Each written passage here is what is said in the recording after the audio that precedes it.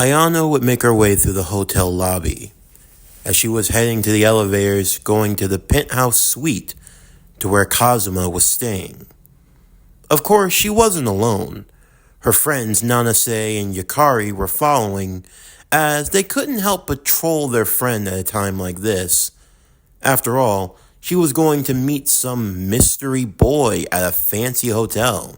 There was no telling what could happen after that. But for Ayano, she was over the jokes. The only reason why she was even coming here was because her father had an assignment for Kazuma. As they arrived to the room, Kazuma would open the door. Of course, the last thing he was expecting was for Ayano to be back so soon. He had healed up after his fight with Neymore, although that was the least of his worries. Ayano would enter into the room and close the door behind her, leaving her friends on the outside. They snickered on as they went back to the downstairs lobby, waiting for Ayano to finish up. "So, you decided to pay me a visit, huh, princess? Although I take it this isn't a social call. Like it ever would be. My father's come through with a mission for you." "A mission, huh?" "There have been over 24 victims in the last week. They've all had their life force stripped from them. They've been nearly mummified." "This looks bad. So Jugo wants me to investigate?"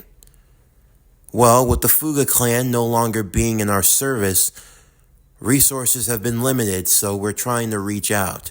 Are you going to take it or not?" "Yeah, I'll take it. And I'll do it by myself, too. I don't need you getting in the way." "What was that?" "I don't need you slowing me down. You'll just go on throwing a temper tantrum and swinging in Raiha like you're swinging in the World Series, even though you would have struck out a long time ago." And before he even had a chance to finish, the door would slam as Ayano left in a huff. As she met with her friends back downstairs, they would already make their way to the outside, and they could tell that Ayano was not in a good mood. But in the meantime, Kazuma had already set his plan in motion, but there was someone that he needed to speak to.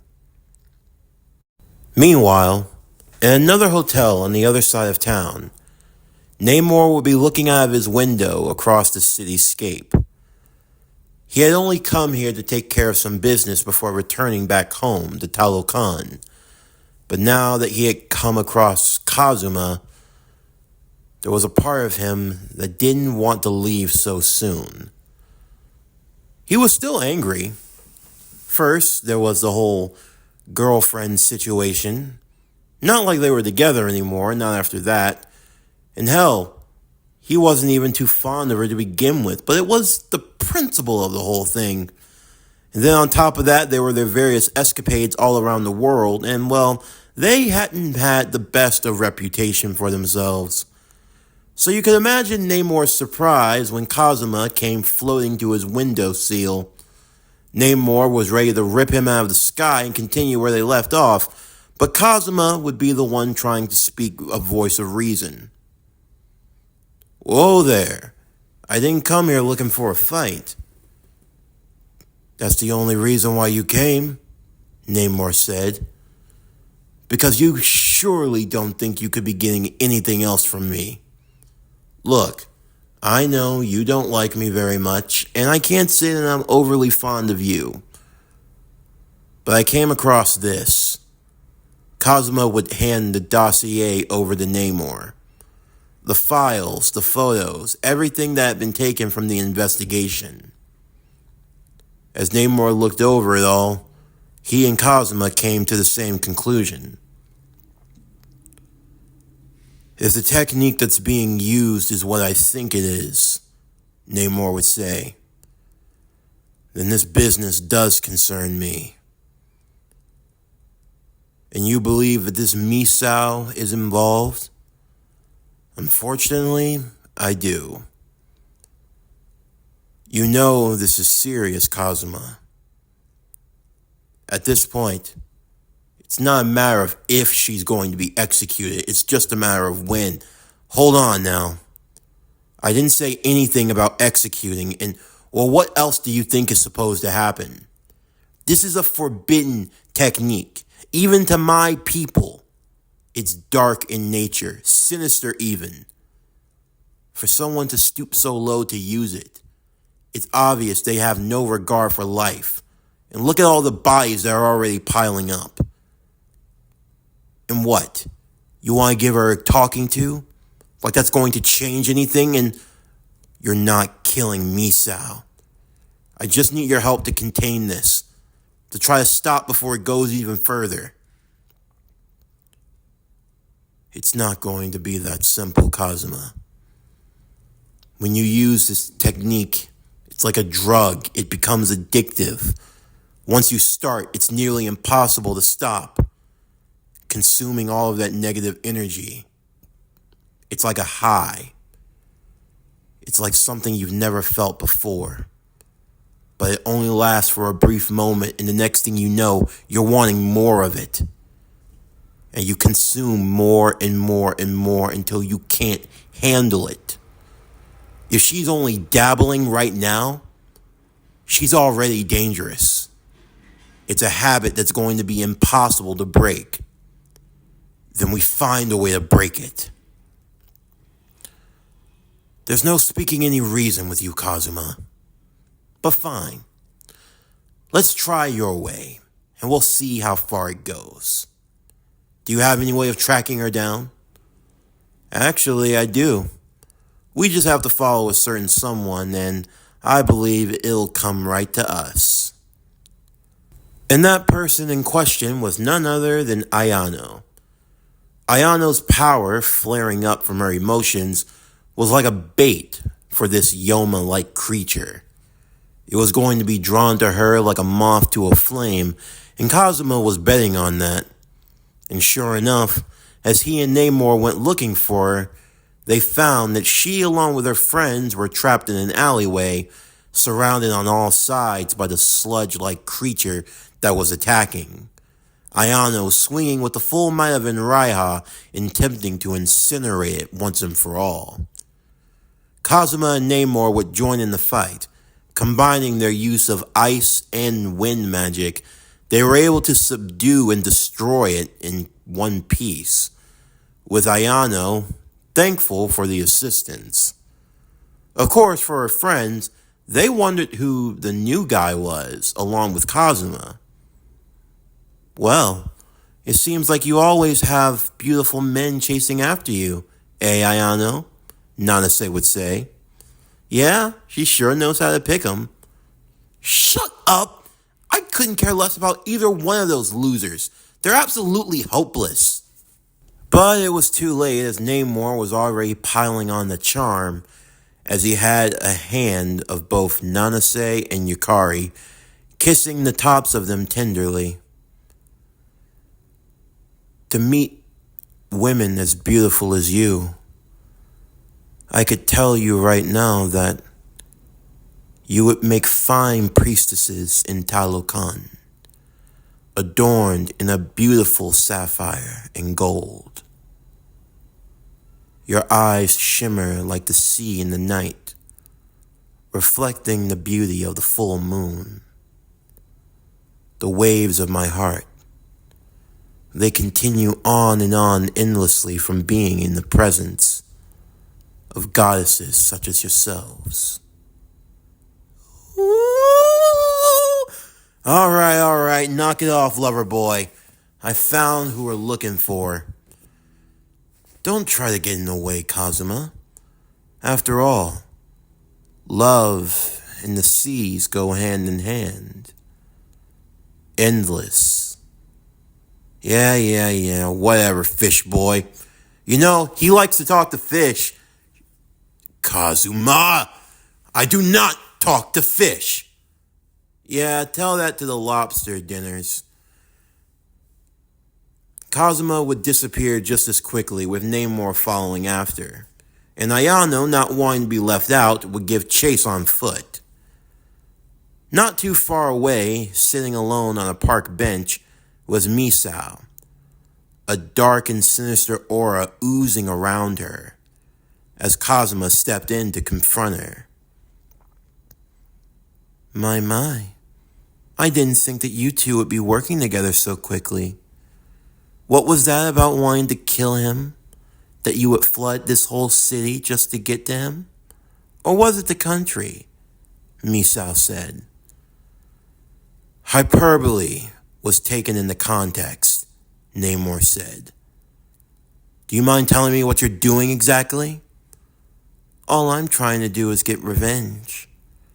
I personally have no qualms with you, Neymore. But if you choose to get in my way, you will suffer the same fate, as there are others who look to claim your life. Is that so? Well, if you know who these others are, tell them that they're more than happy to take their shot.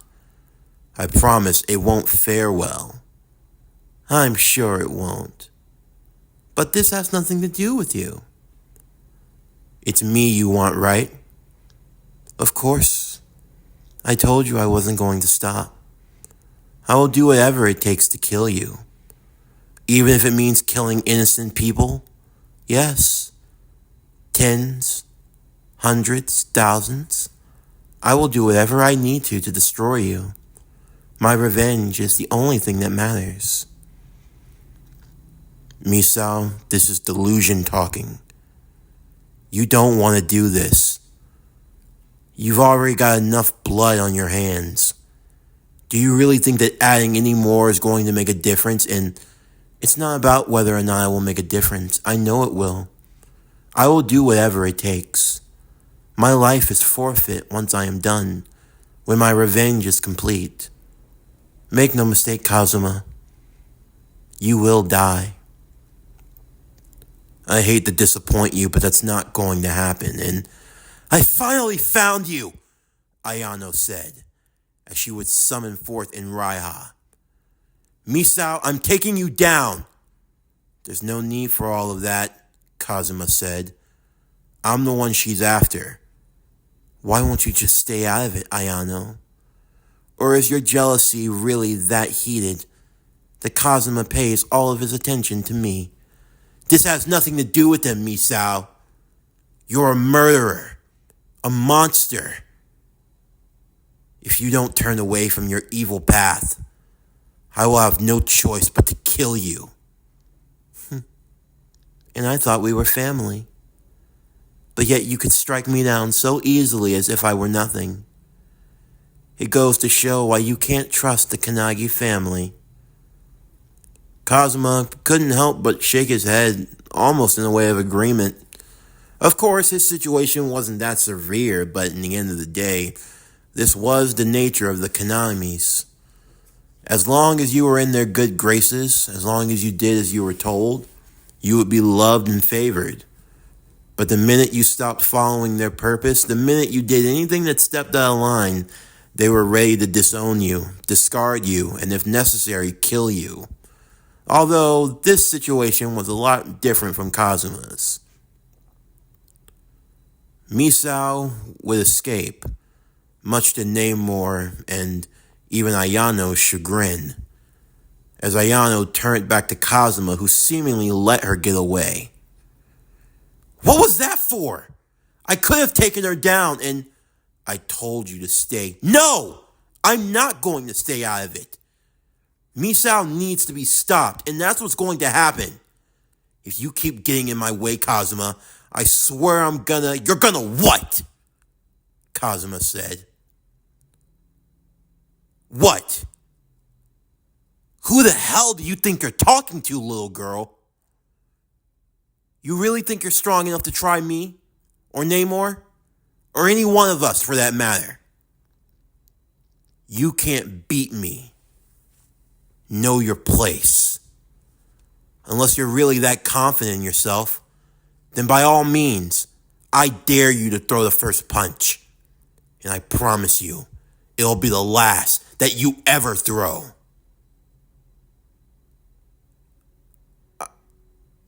I was just...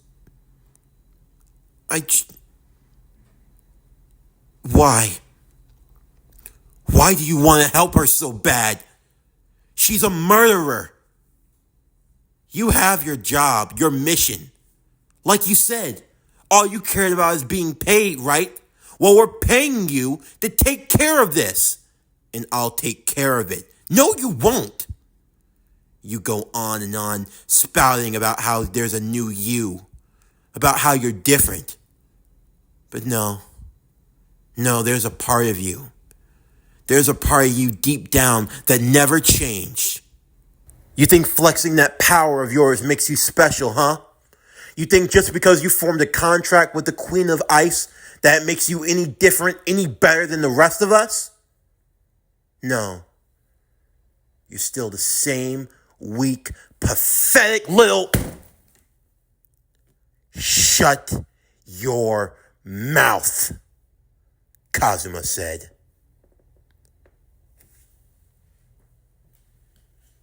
Try me again. You ever try me again, I'll break in Raiha right in front of you, and I'll show you who the pathetic one really is. Here's some advice. You can have it for free. The weak don't get to dictate a damn thing to the strong. And from where I'm standing, take a guess who the weak one is. I warned you once. You are not as important as you think you are. The only thing special about you is your last name. Take that away and what are you? A spoiled little brat. You can think whatever you want about me. I don't really care. But you stay the hell out of my business. Otherwise, you become my business. And you don't want to become my business. Okay, Ayano? Kazuma would then float into the air as he disappeared. Neymore just watching from a distance. You know, in all the times I've come across him, I never once seen him get that serious. And I can see it's got you shaken up.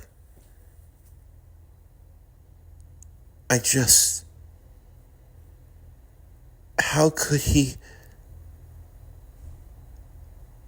That girl obviously means something to him. Something that he's willing to fight for. But why? Why would he stand up for her of all people? What makes her so special? That's what you need to figure out. I don't know a lot about him, and I don't really care. But I know that he was once a Kanagi that was exiled because he couldn't use fire magic. Tell me, what do any of you really know about him? What do you know about his life, what he's been through since he left? You know nothing. But allow me to fill you in.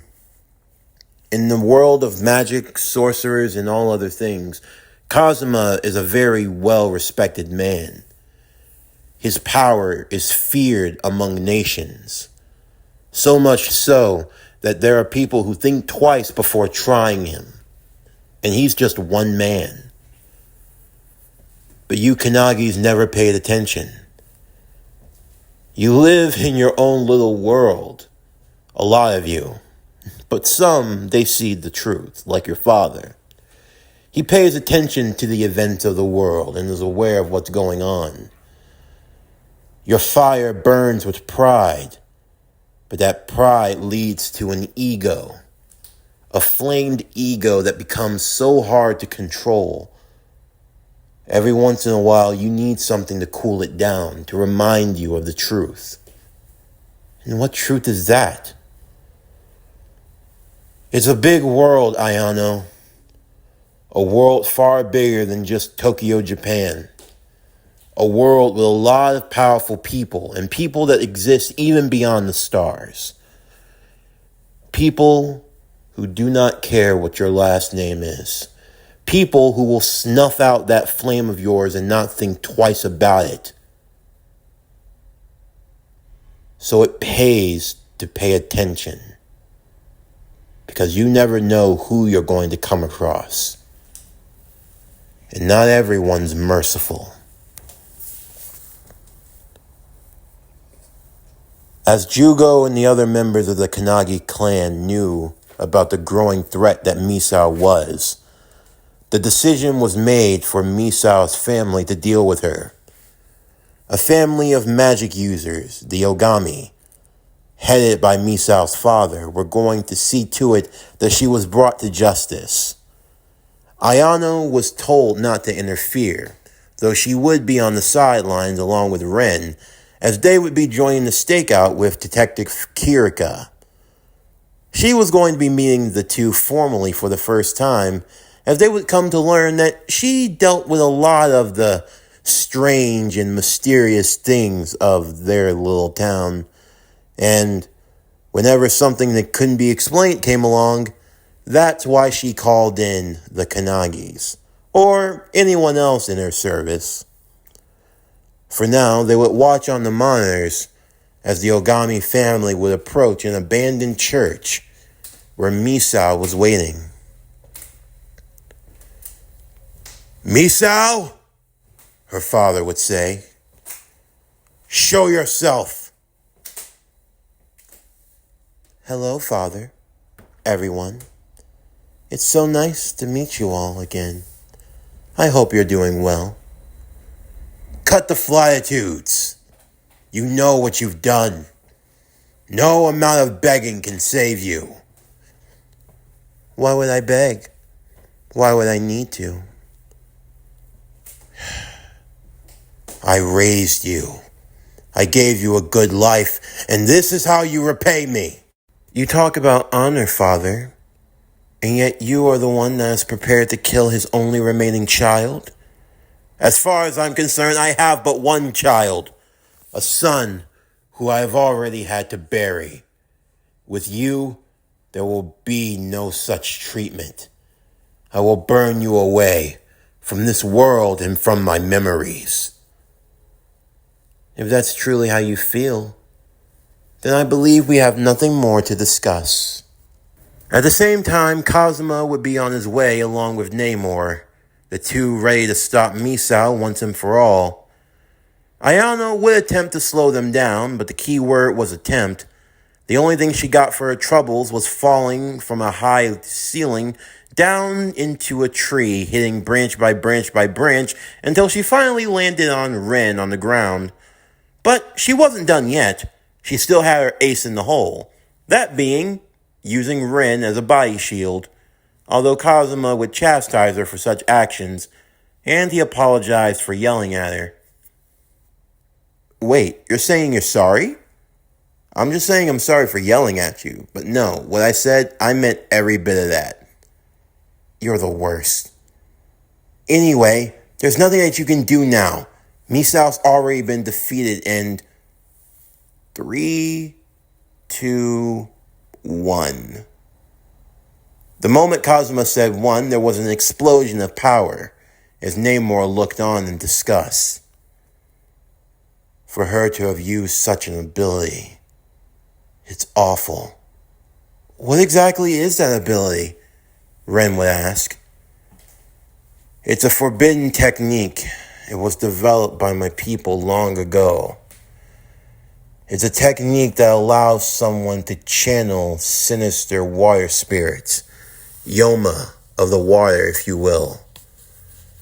They surround themselves around the target and absorb their life force, and they bring it back to the host user for later. So it's an ability that absorbs power up until the point of death, and then takes that power back to Misao." "Exactly. And judging from this aura, she's consumed quite a bit. I'd say at least over 100 or so." "Misao, no," Ren thought. "How could she do something so diabolical?" "There's no point," Ayano said. "There's no point in wondering why. The only thing we can do now is stop her. That's the only thing that matters." "I agree with that," Kazuma said. As they arrived to the front of the abandoned church, they saw the members of the Ogami family dead, including Misao's father. "Hello, Kazuma. I didn't think that you would arrive so soon.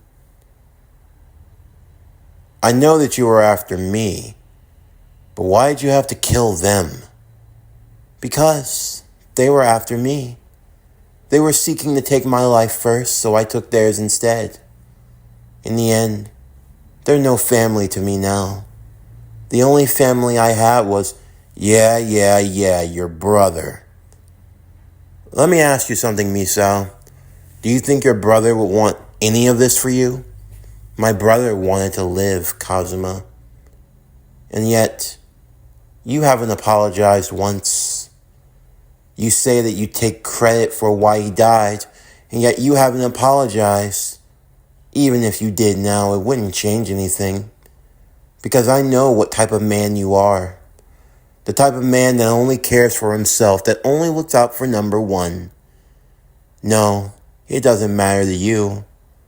It doesn't matter that members of the Kanagi family were killed. You didn't lose an ounce of sleep over it. And yet you walk around amongst us, acting like everything is just fine and okay. Everyone else might be able to accept it, but I don't. I can't forgive you, Kazuma. I never will. I'm going to kill you now. That's what all this power was for. It was for this moment when I could finally destroy you, to avenge my brother. And as for you, Neymore, there are people that also seek your life." "Is that so?" "Yes. They're the ones that helped me gain this power. Power to destroy you both. I'm doing everyone a favor. The Kanagi family will grow even stronger as the head of the Talik family will die. And Kazuma, the banished child and potential threat as an ice user, he too will be gone. The Kanagi family can finally rejoice now, as victory will be theirs." "You're delusional, Misao," Ayano would say. "You're not going to be able to kill any of us." "Yeah, well, we'll see about that." Misa would summon her energy, the dark aura that formed around her as she began to attack. Kazuma would stand in front, along with Neymore. Her attacks, they did nothing. They couldn't land any significant blow. If anything, it was just a waste. Misa was starting to become afraid. "Is that really the best you can do, Misa?" Kazuma would say. "You told us you were going to kill us, right? You went on and on about how nothing mattered except getting rid of us. Well, we're waiting. This can't be right. I know that I have enough power to do it. I know I do. So why won't you? Don't you figured it out, dummy?" Ayano would say. "You don't have the power to kill him. If it were that simple, I'd have done it a long time ago. Hell, you probably can't even kill Ren." No, that can't be. I know that I have the power. I know I can do it. What am I not doing right? Please, my angel, please, tell me, what can I do?" "I believe you've done quite enough," a new voice said. The others watched on from the shadows as a young man walked out among them. A boy with blonde hair and emerald eyes. They gazed into Misao's as she ran to his side. My angel, please, tell me what I'm not doing right. You said that I had the power, so why couldn't I make it happen? Why couldn't I kill him?" "It's not that you lack the power. It's just simply,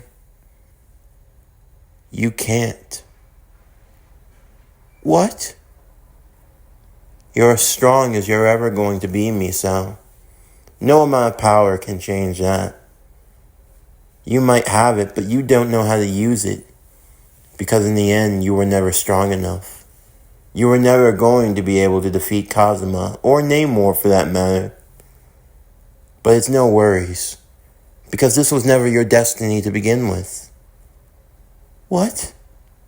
But you said... But my revenge... How am I not strong enough to take my revenge? And what makes you think you were ever going to be able to do something like that? You told me. You said that I could. You know the funniest things about people in grief? Michael said.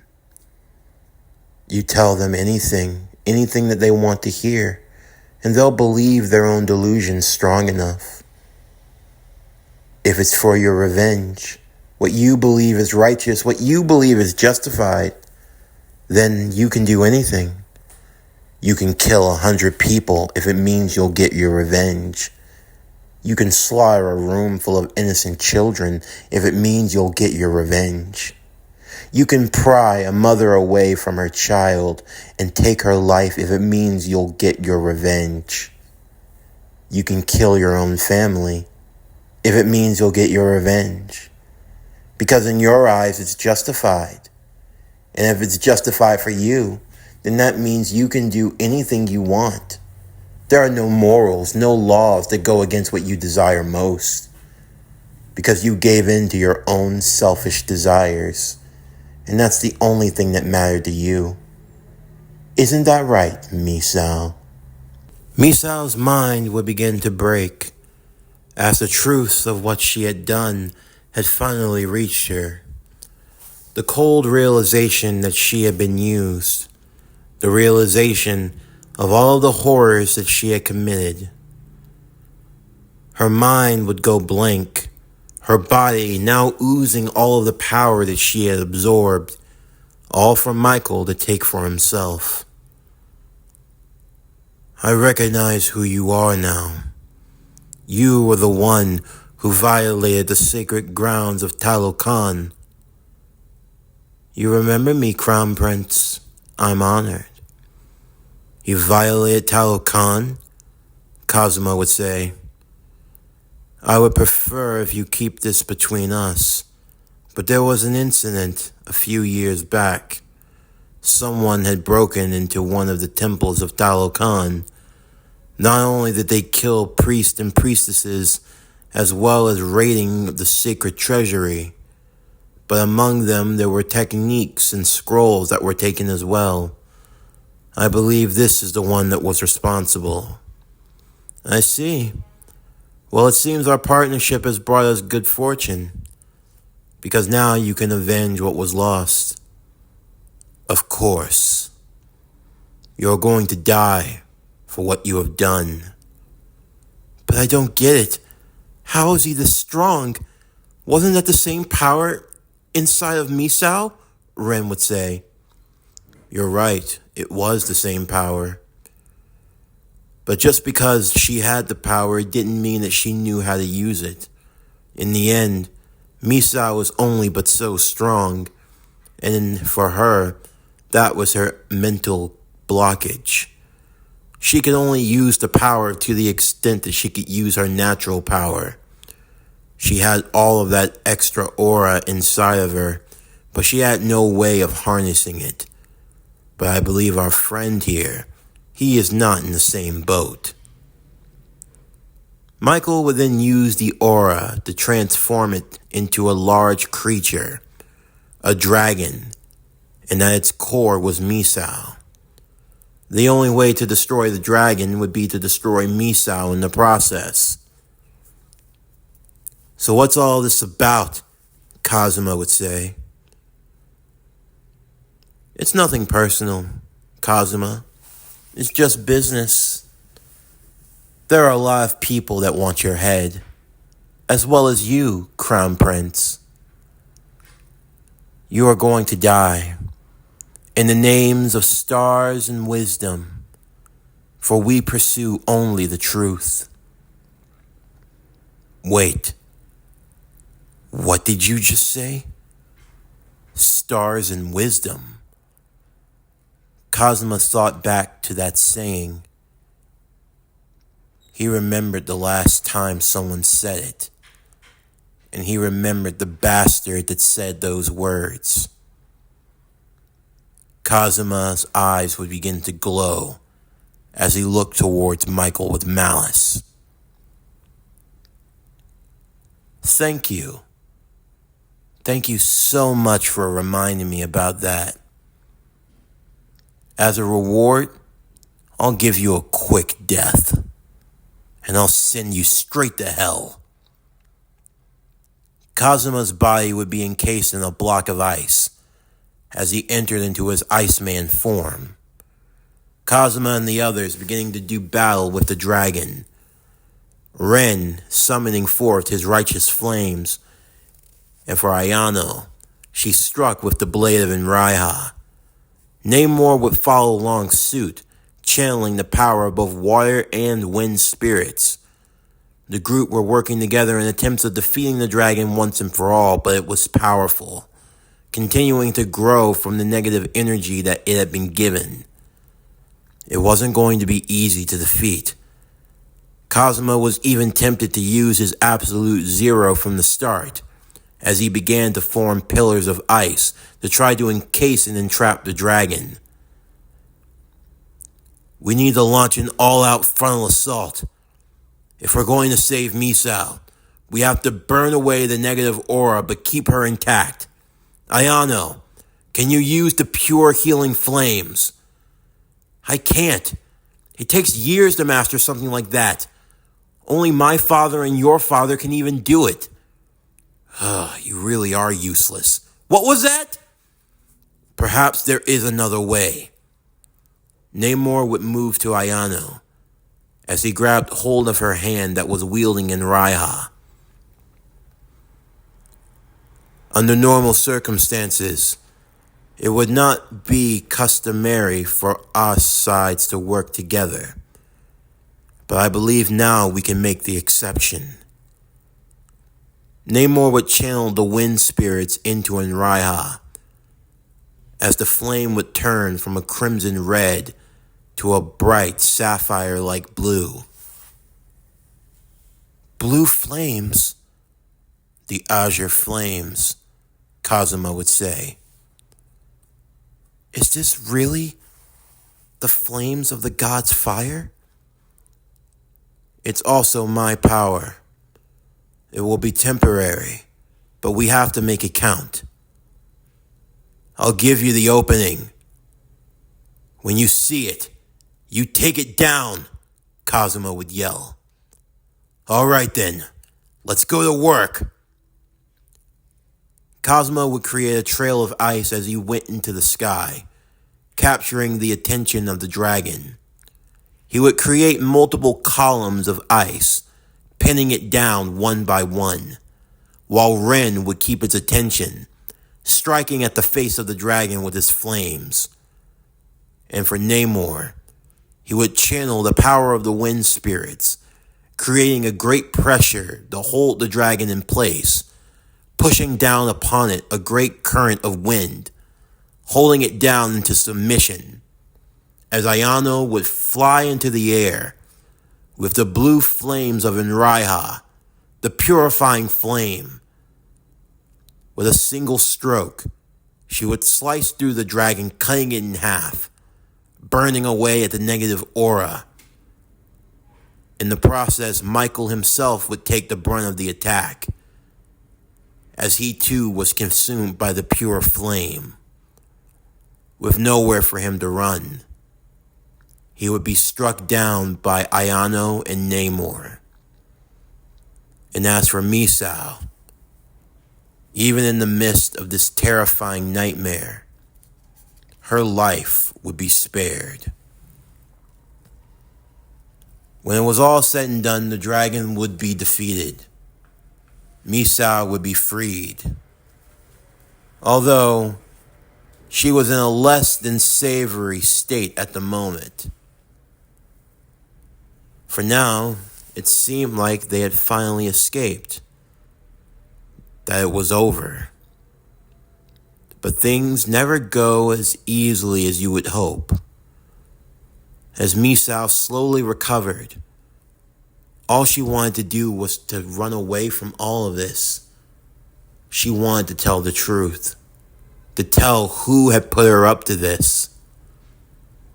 But before she could, her body would be consumed by fire, a black flame that would begin to ignite, and it hurt.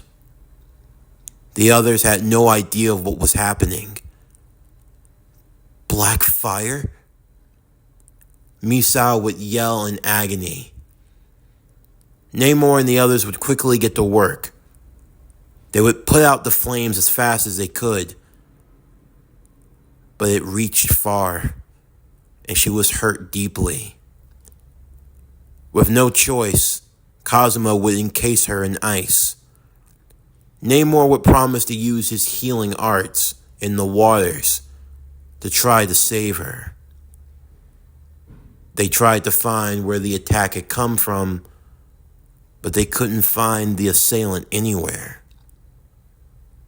As they returned back to the Kanagi compound, much would need to be discussed. Neymore would spend hours tirelessly trying to save her life. As the others waited, eventually Misa would be cleared. She suffered some severe burns, so much in fact that she seemed completely different. Her hair had been singed and it was much shorter than it was before. Thankfully, there wasn't enough of the black flame to do any lasting harm, but she would be scarred for life. By the time she awoke in her room, Kazuma would be next to her. "So, you're finally awake. Why am I still here? You could have just let me die. You didn't even have to save me to defeat the dragon. So why would you? I deserve to die for what I've done. I don't deserve to live and..." "Yeah, cut that crap. You can't repay what you owe when you're dead. You think dying would be a way of atonement? It would just be you getting off easy, and I can't have that. For all the trouble you've put everyone through, especially for the trouble you put me through." I guess you're right. I can't atone for my sins if I'm dead. But how? How can I ever atone for what I've done? Well, that's what you can spend your life trying to figure out. And it's not just me you have to thank. It's Neymore, Ayano, and the others. It was because of them that we were able to save you. So you have to pay them back as well. But I'm on the top of that list. And you know, in spite of everything that's happened, you still look pretty good. I get it. If that's really what you want, then... Oh, no, you don't! Misao would be startled as the door was kicked down, Ayano immediately rushing to her side and throwing an extra blanket on top of her. "You're a sick freak, Kazuma. You were going to try to take advantage of Misao? In a time like this?" "I didn't even do anything." "Misao, I won't let him take advantage of you." A discussion was being had between Jugo and Neymore of what they could do about Misao. Under normal circumstances, death was the only thing she deserved. But Neymore had another idea. "I believe she deserves a new start. Or rather, she needs it. She'll never be able to live the life she used to. Not here, at least. She's committed far too many sins." "And what exactly do you have in mind?" "Allow her to serve as a nun, a priestess, in the temples of Talokan." "I see. Make her an exile. Strip her of the Kannagi name and affiliation. In exchange for this asylum, she will be sentenced to spend her days in Talokan. She will never again see the surface, only at my discretion. I see. You wish to take her in? It was because of my negligence that technique was stolen, that it was used in such a way, and it caused trouble for you and your people here. I have just as much to atone for as she does. That blood is equally on my hands. Very well then. I will hand her custody over to you. You are free to do with her as you wish. After a while, once Misa had recovered, Neymore would escort her to the ocean.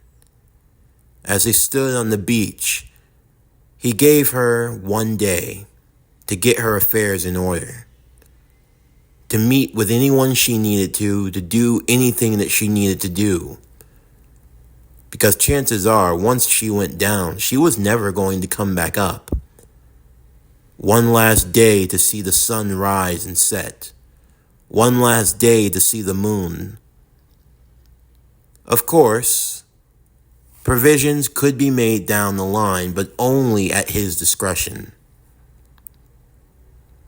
As she overlooked everything, she wouldn't be alone, as Kazuma was beside her.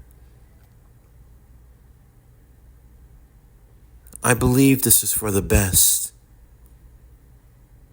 I still don't know how I'll ever be able to atone fully, but I guess I have the rest of my life to try to figure it out. I would say that I'd come and visit you, but even I can't get in the Talokan without an invite. Provisions can be made, Neymore said, but only at my discretion. The last thing I need is you going around Talokan whenever you wish. Yeah, I kind of figured that. Have you gotten your affairs in order? Neymore would ask Misa. Yes. I humbly look forward to serving you, Master. You will be purified in the waters of Talokan. You will be washed away of your old self and reborn new. Do not mourn for the life that you have lost, but rejoice for the life that you will gain. You will be reborn as a daughter of the sea, and the mercy of the goddess Talak will shower upon you. Kazuma, I don't know if you'll believe me or not, but there is one last thing I needed to tell you. I know who tried to kill me. What? I didn't want to say anything before. I didn't want him hurt Jugo any more than I already had. I feel like you're the only one that I can tell. Okay. But who could it be that you wouldn't even feel comfortable telling Jugo? I believe... No. I know who tried to kill me. Misa would lean forward as she whispered the name into his ear. Kazuma couldn't believe it. You're lying. There's no way. How? How in the hell is he still alive? It was him. There's no mistaking it. He was the one. He was going to help me get my revenge on you, Kazuma. But I was betrayed. I know you won't believe me, but please. He's back. I don't know how, but he has returned. And for some reason, his target is you, the Kanagi family, everyone. Misa would say her goodbyes as she left with Neymore, as they descended into the waters down below. Kazuma, meanwhile, would walk back from the beach and walk back to the city. But now there was a new eeriness on his shoulders. He looked around in every direction. He looked up to the sky above. If Misa really was telling the truth, then things were never going to be the same ever again. The sins of the past had been sparked, and now the flames of vengeance would begin to roar.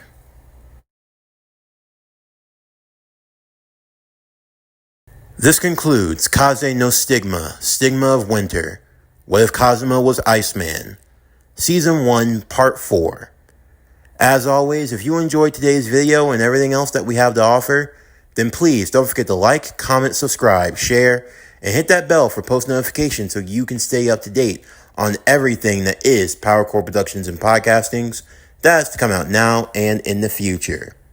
Stay tuned tomorrow as we continue with Kaze no Stigma, Stigma of Winter. What If Kazuma Was Iceman, Season 1, Part 5.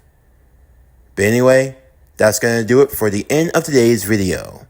I'm Javon Harrington with PowerCore Productions and Podcastings, signing off, and I'll see you next time.